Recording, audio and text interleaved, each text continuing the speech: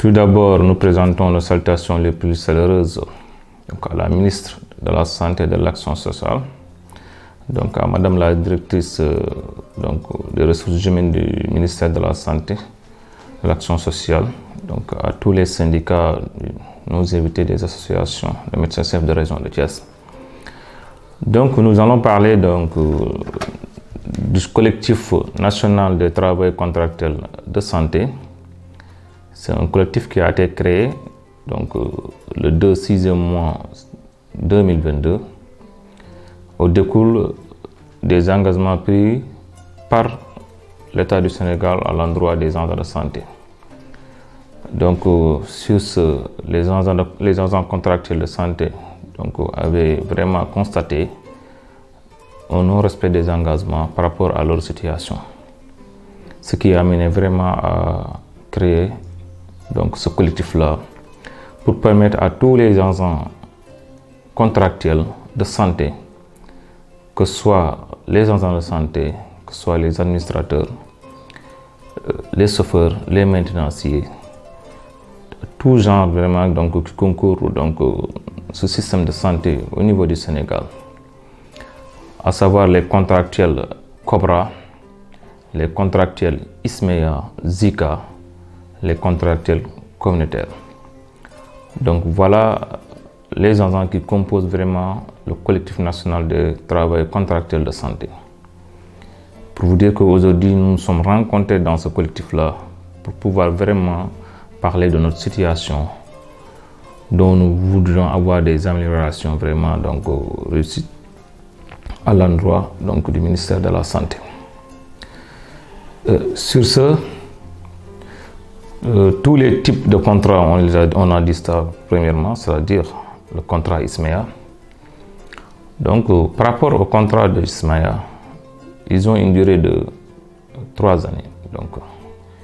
Ils ont signé pour 3 années de contrat, peut-être c'est renouvelable.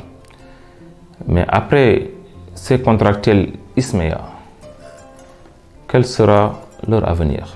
C'est-à-dire après les 3 ans de contrat. Est-ce qu'ils seront versés à la fonction publique ou bien ils seront versés au niveau des contrats Cobra, c'est-à-dire du ministère de la Santé?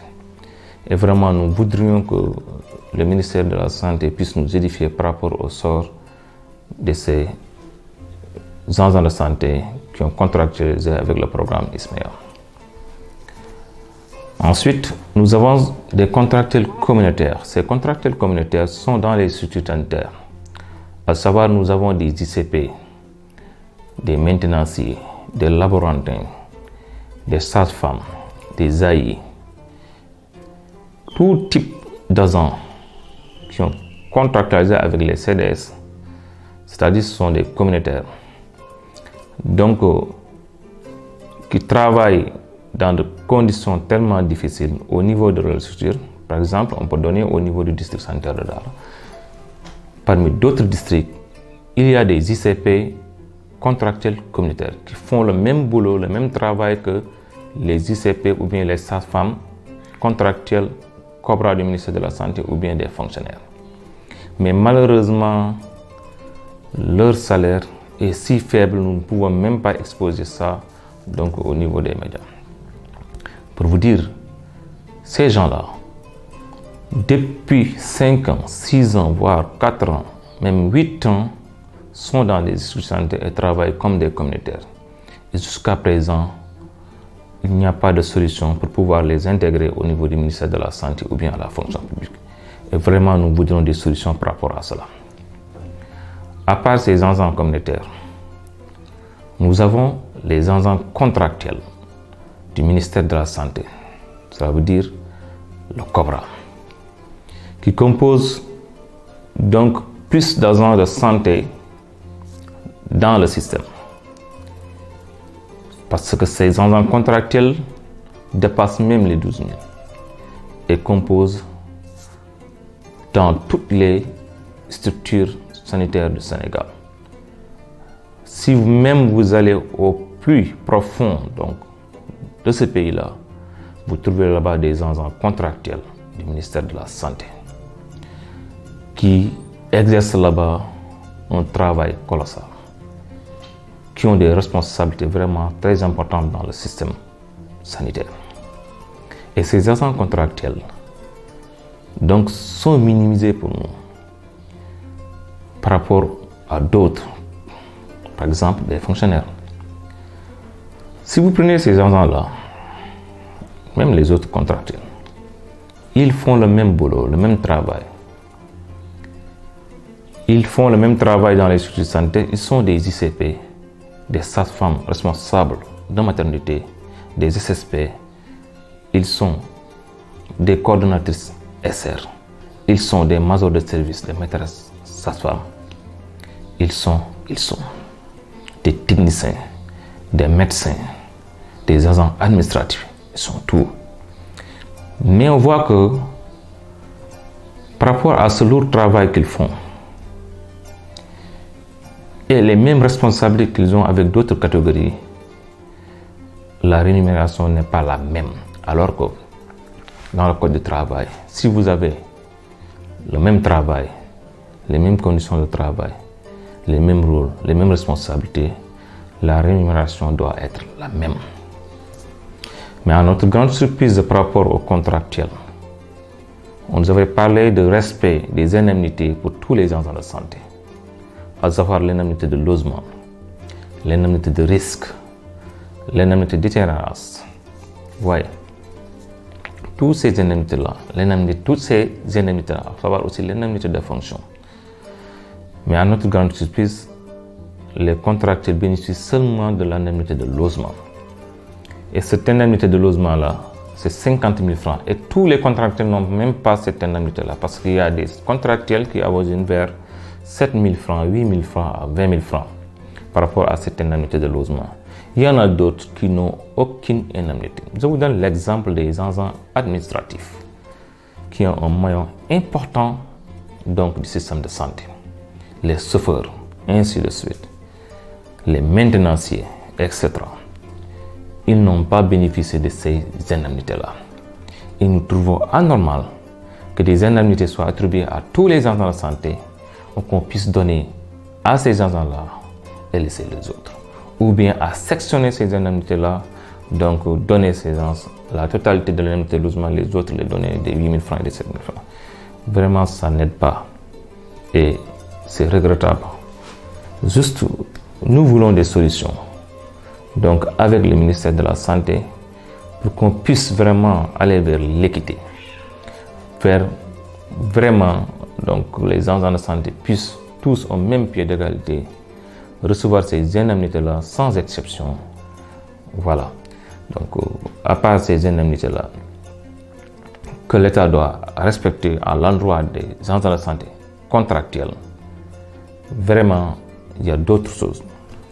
On a parlé de l'indemnité de risque. Et cette indemnité de risque n'est pas respectée à l'endroit de ces agents contractuels. Parce qu'on donne seulement l'indemnité de logement. Mais l'indemnité de risque, malgré le risque que les agents de santé encourent, au niveau de structure sanitaire, vous n'êtes pas sans le savoir que des agents de santé sont traînés en bout à la justice pour des fautes que nous ne pensons pas être lourdes. Peut-être qu'ils ne les concernent pas, ou bien des fautes légères. Mais ils sont à la justice, à la merci de la justice dimanche, autant pour moi. Et malgré les risques du travail, des contaminations au niveau de leur structure sanitaire, parce que, on peut donner des exemples, il y a des agents de santé qui sont en pneumonie, qui peuvent contracter diverses maladies, d'autres aux maladies infectieuses, qui peuvent vraiment contracter au niveau de diverses maladies. Peuvent faire des accidents de travail sur des maladies transmissibles, comme le VIH, et ainsi de suite. Donc, tout ce risque-là que les agents de santé encourent, même des agents de santé sont violés dans leur structure sanitaire, sont agressés dans leur structure sanitaire, mais malgré ça, si vous allez au niveau donc, de la fiche donc, par rapport au bulletin de solde de l'agent de santé contractuel, vous trouverez là-bas l'indemnité de risque, c'est-à-dire le prime de risque, 0. Vous trouverez là-bas l'indemnité par rapport aux heures supplémentaires, vous trouverez 0. indemnité de fonction, vous trouverez 0. Et nous trouvons ça inadmissible. Du fait que nous faisons le même travail, nous avons les mêmes responsabilités avec d'autres catégories donc du système de santé. Et ces catégories ne sont que 8000 du système de santé. Et parmi ces 8000 là, il n'y a que 5000 presque des agents de santé techniques. Alors que les contractuels sont plus de 15 000 ou bien 12 000 dans le système de santé. Donc vous voyez. Après cela, on va parler donc de ces contrats-là qui durent une éternité. Des contrats qui vont de 2 ans, 3 ans, 4 ans, 5 ans, 10 ans, 15 ans de contrat. Il y a des agents de santé qui sont dans l'école, dans le collectif et qui sont actuellement à 15 ans de contrat avec le ministère de la Santé. Mais dites-moi s'il vous plaît, comment ces agents de santé peuvent vraiment intégrer la fonction publique et être un fonctionnaire alors qu'actuellement ils sont âgés de 40 ans, voire 42 ans ou 43 ans. Ils ont plus de 36 ans par rapport à leur âge. Donc ce que nous voudrions, c'est que le ministère de la Santé fait des efforts avec donc en collaboration le ministère de la fonction publique, ainsi de suite, pour pouvoir aider ces agents de santé là pour que à partir de 2 ans de contrat ou 3 ans de contrat qu'on puisse intégrer la fonction publique, mais aussi en intégrant la fonction publique qu'on puisse prendre en compte l'année d'obtention du diplôme d'État, donc sans prendre en compte donc l'année de contractualisation. Comme ça, ils vont permettre beaucoup d'agents de santé de pouvoir intégrer la fonction publique. Avec ces contrats, vous n'êtes pas sans savoir aussi que quand vous êtes un contractuel, vous ne pouvez pas faire un concours professionnel. Donc, si vous aspirez à être un technicien supérieur, donc dans les catégories, au niveau donc, de votre catégorie de santé, vous ne pouvez pas l'être parce que vous ne pouvez pas participer à ce concours-là. Parce qu'on vous dit, pour pouvoir participer à ces concours professionnels-là, il faut être un fonctionnaire. Alors que vous, on vous laisse jusqu'à 10 ans de contractuel. Donc, on dit que vraiment ici, votre carrière est cuite. Donc, vous ne pouvez pas vraiment avoir le privilège donc, de continuer votre cursus de formation, avoir d'autres diplômes en étant contractuel. Ça, nous le déplorons. Et puisqu'il y a des contrats qui tirent en longueur, on pouvait vraiment permettre à ces agents de contractuels de pouvoir faire les concours professionnels. À part ça, nous avons ce qu'on appelle les administratifs qui composent aussi le système, les chauffeurs, qui ont un maillon important du système de santé et qu'on doit aider par rapport aux indemnités, par rapport à l'intégration à la fonction publique. Donc ça, c'est un sacerdoce.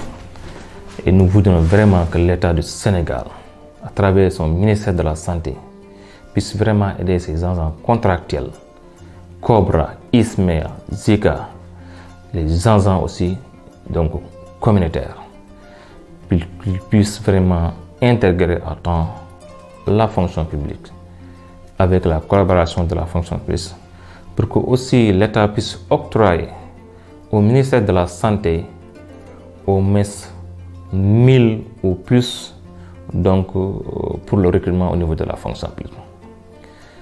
Le ministre d'État du Sénégal doit vraiment faire des efforts par rapport à ces recrutements-là.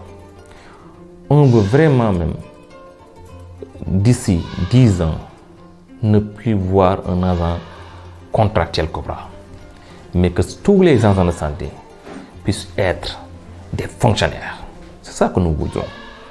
Et c'est ça le travail dont nous voudrons vraiment faire avec le ministère de la Santé. Et ce collectif n'est pas un syndicat, mais c'est un collectif qui sera en collaboration avec le ministère de la Santé à travers le cabinet du ministre, à travers la direction des ressources humaines pour proposer des solutions qui vont aider vraiment à améliorer donc, la situation des agents de santé, surtout de tous les agents de santé. C'est ça vraiment ce que nous voudrons à l'endroit du ministère de la Santé. À part cela, nous pouvons parler de certaines structures sanitaires qui sont loin donc des grandes villes. Si vous allez à Ranérou, Oudeya, vous verrez là-bas des postes de santé. Vraiment, si vous allez là-bas, où vous faites même une seule journée et vous visitez ces postes de santé-là, je vous assure, vous risquez de pleurer. Du fait des conditions de vie de ces agents de santé-là. Parce que vous trouvez là-bas des postes de santé dans de mauvais états. Des postes de santé qui n'ont pas d'électricité.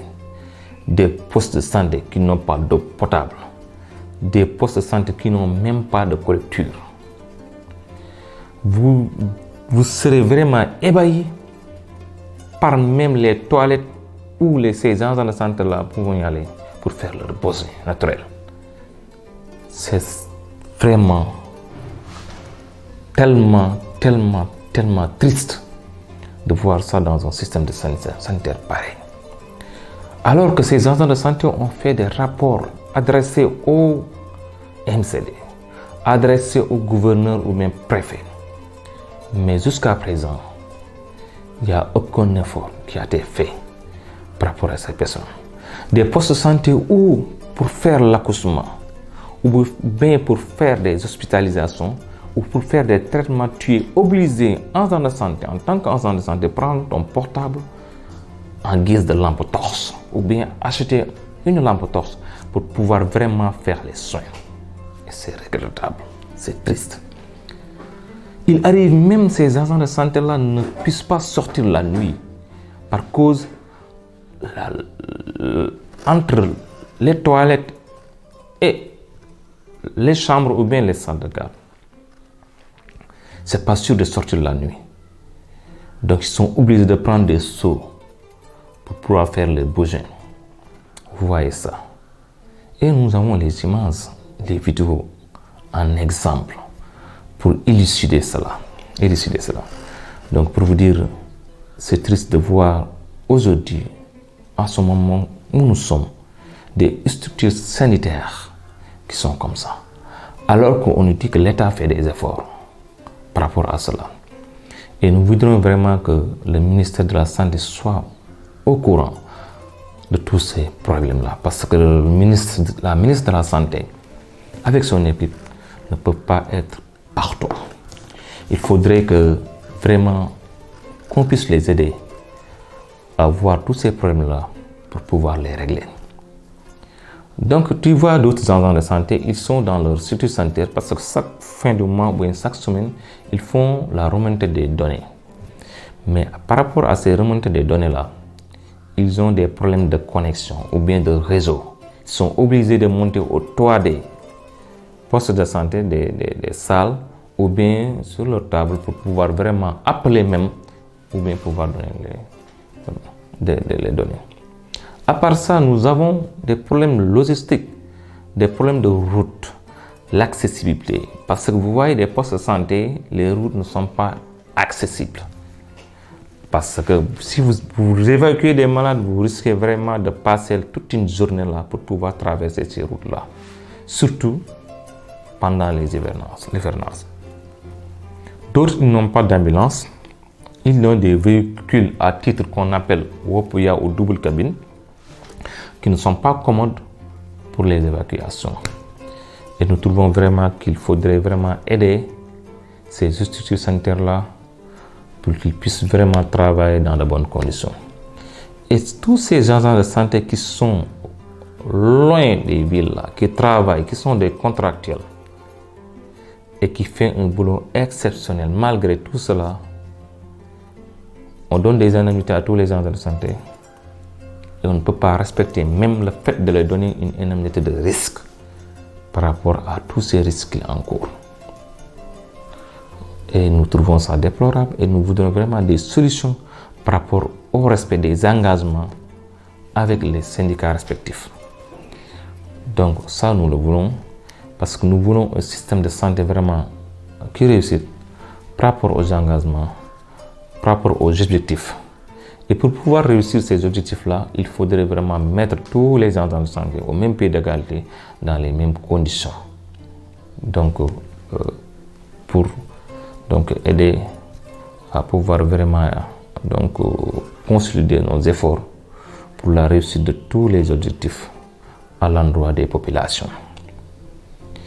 Donc ensuite, nous pouvons parler de la législation. Parce que, au niveau du Sénégal, il y a des lois qui résistent ce système de santé. Les agents de santé, à commencer les paramédicaux, on dit qu'ils n'ont pas droit à la prescription médicale. Ils n'ont pas droit à certains actes. Mais c'est contradictoire. Pourquoi c'est contradictoire? Parce que vous venez dans un poste de santé, comme ce poste de santé-là. Vous trouvez là-bas un infirmier, chef de poste de santé ou bien une sage-femme responsable de poste, ainsi de suite. Mais vous trouvez là-bas des agents de santé qui sont là-bas des paramédicaux. Mais ces paramédicaux-là, ils font des consultations routines. Ils reçoivent des malades, ils les consultent, ils leur prescrivent des médicaments. Mais quand ils leur prescrivent des médicaments, ces gens vont acheter ces médicaments au niveau soit du poste de santé, de la structure sanitaire ou bien au niveau de l'officine. Mais ce qui est bizarre, vous permettez à ces agents de santé au CDS de faire des commandes de médicaments au niveau de la structure, pour la structure sanitaire. On parle des médicaments IB. Vous leur donnez des registres de consultation générale enfants, adultes, des consultations CPN, prénatales, ainsi de suite. Ils font des observations au niveau des structures sanitaires. Ils prescrivent des médicaments, font des traitements. Mais en retour, vous leur dites que selon la loi, vous ne devez pas faire cela. Et on dit non. Le problème se pose. Soit ils doivent le faire, ils sont délégués. Il y a une délégation par rapport à ces actes médicaux.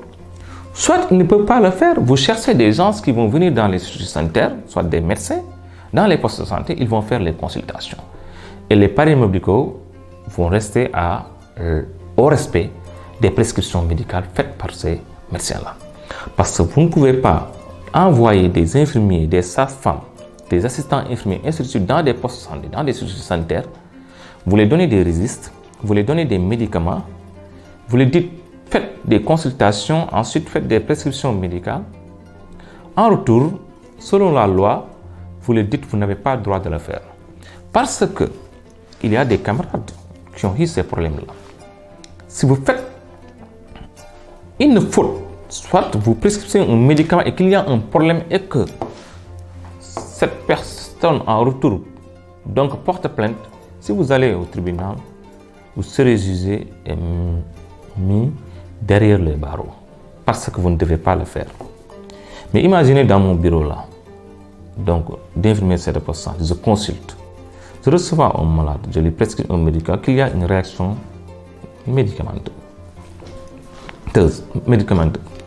Et alors ce gars, en retour, va porter plainte pour dire que je lui ai prescrit un médicament, ce ne va pas. Mais arrivé à la justice, on me dit que toi, Mamadou, Ahmedka, tu ne dois pas prescrire ce médicament-là. Donc, la justice tranche. Tu es fautif. Mais alors que moi, c'est l'État qui me donne, c'est-à-dire le ministère de la Santé, des registres de consultation et qui me nomme, qui me dit que vous êtes infirmier de poste de santé, donc vous êtes dans des structures lointaines et vous faites des prescriptions médicales. Et ce problème-là doit être réglé par la législation sénégalaise. Donc le ministère de Santé doit poser ce problème-là pour qu'on puisse régler ce problème-là une bonne fois pour toutes. Soit on a une délégation médicale, on fait des consultations selon les actes. Vous écrivez, vous changez la législation, ensuite, et les lois, et vous réglementez ça. Soit on ne doit pas le faire, donc vous amenez des personnes qui doivent le faire, c'est-à-dire des médecins. Alors nous allons rester avec nos soins. C'est ça. Donc nous ne pouvons pas prendre le risque vraiment de faire des choses vraiment qui vont à l'encontre de nos droits et de nos devoirs. Et ça, nous voudrions vraiment que le ministère de la Santé puisse nous aider par rapport à ça. À part ça, nous avons aussi les agents communautaires, c'est-à-dire les AIC, les agents de santé communautaires, les matrones, qui sont dans les structures sanitaires, qui font un travail exceptionnel, qui aident. Mais leur rémunération est si faible, nous ne pouvons pas le dire.